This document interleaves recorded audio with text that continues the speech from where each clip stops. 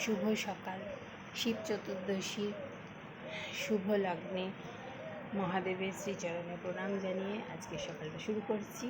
আজ শিবরাত্রির উপবাস পুজো।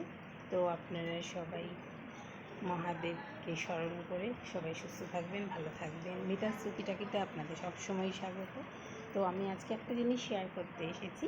দেখুন যে এই ফুলের গাছটাতে যে ছোট্ট দুটো চারাতে ফুল হয়েছিল, তো সরস্বতী পুজোর সময় আমি সেই চারা দুটো থেকে ফুল নিয়ে মায়ের চরণে দিয়েছিলাম। তো আজ শিবরাত্রি, তো সেই ঠাকুরের কৃপাতেই হয়তো আবার ফুল কয়েকটা হয়েছে। তো আমি আজকে ইচ্ছা রাখছি যে সেই ফুলগুলো তুলে মহাদেবের চরণে সমর্পণ করব। তো দেখুন ফুলগুলো আজকে আমি তুলে ফেলি কেমন হয়েছে। এই দেখুন, আমি তো ভোর 5:30টার সময় গাছে জল দিয়েই দিয়েছি, ঘরের কাজ সেরেও ফেলেছি।